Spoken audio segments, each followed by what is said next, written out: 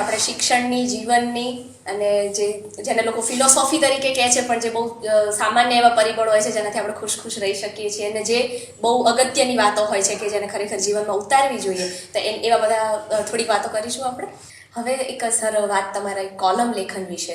તો તમે જેમ કહ્યું કે તમે સપ્તાહમાં 3 કટાર લેખન કરો છો, તેમાં પ્રશ્ન વિશેષ વિશે થોડીક વધારે વાત કરો. મને એના વિશે થોડોક પ્રશ્ન થાય છે, તો એના વિશે તમે થોડી વાત કરો. તો મને એક રહસ્ય જીવનભર રહ્યું છે જી કે ખરેખર પ્રશ્ન શું છે, એટલે કે પ્રશ્ન એટલે શું છે. જી પૂછાય તે બધા પ્રશ્ન જ હોય છે.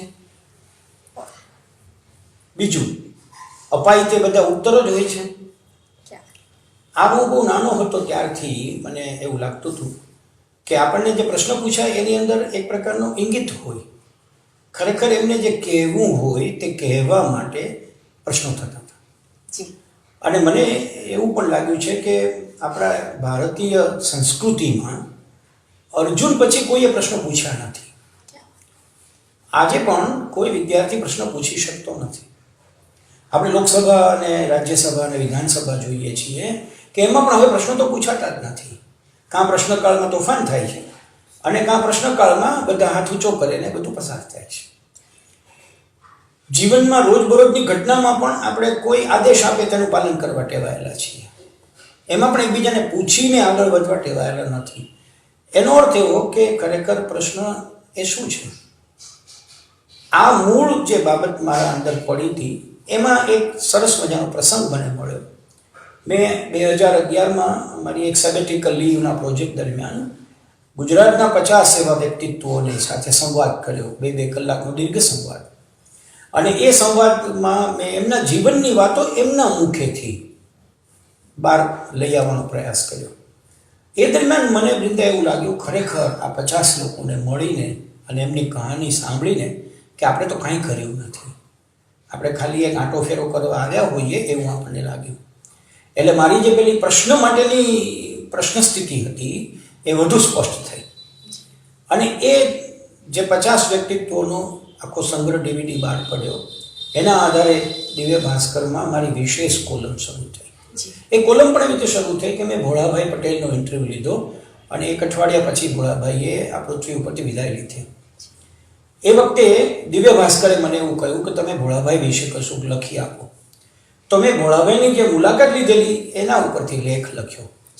અને ત્યારે દિવ્ય ભાસ્કરને વાચકોએ પ્રશ્નોનો મારો ચલાવ્યો કે આ ભોળાભાઈ જે લખતા હતા તેનાથી અમે પરિચિત હતા, પણ ભોળાભાઈ કોણ હતા એ તો અમને એના ગયા પછી ખબર પડી.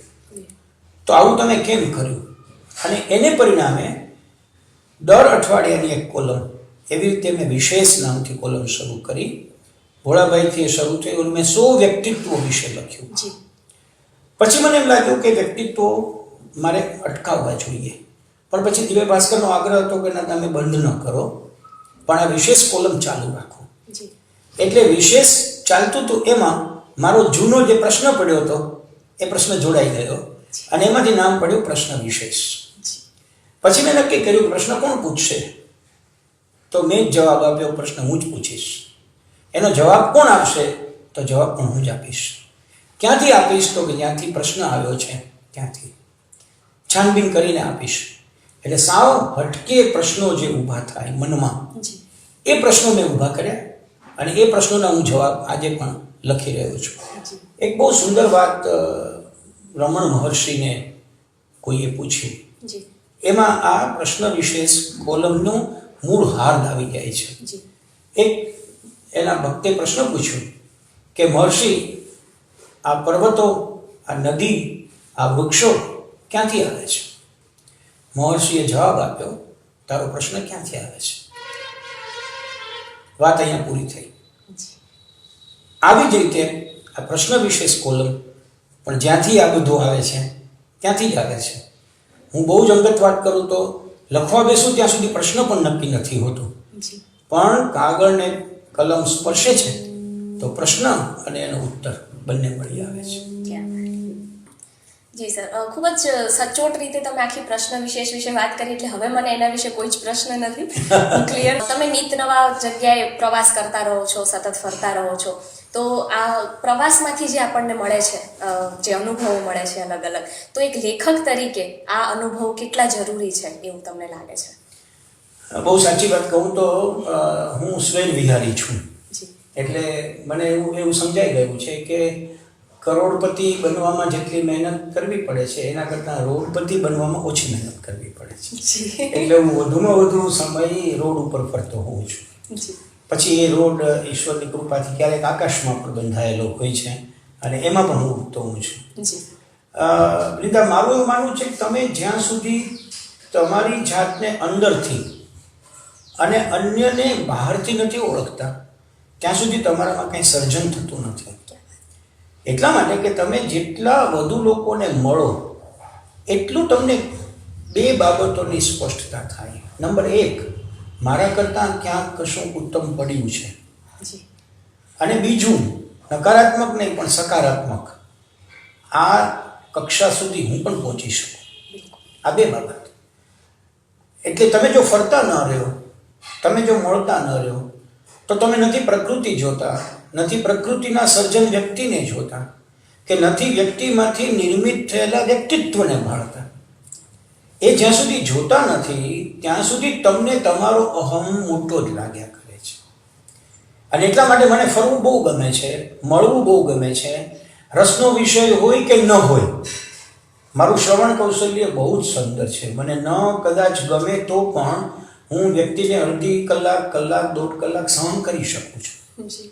એમાંથી પણ હું એવું શીખું છું કે આપણે કોઈની સાથે વાત કરીએ ત્યારે કોઈ કે આપણે સહન ન કરવા પડે એના માટે શું કાળજી લેવી એ પણ એમાંથી આપણને શીખવા મળે છે. જી, બિલકુલ. તો આ પણ એક શીખવાની પ્રક્રિયા છે. અને એટલે જેમ જેમ તમે હરો ફરો એમ તમારું વિચારનું ક્ષેત્ર મોટું થાય છે.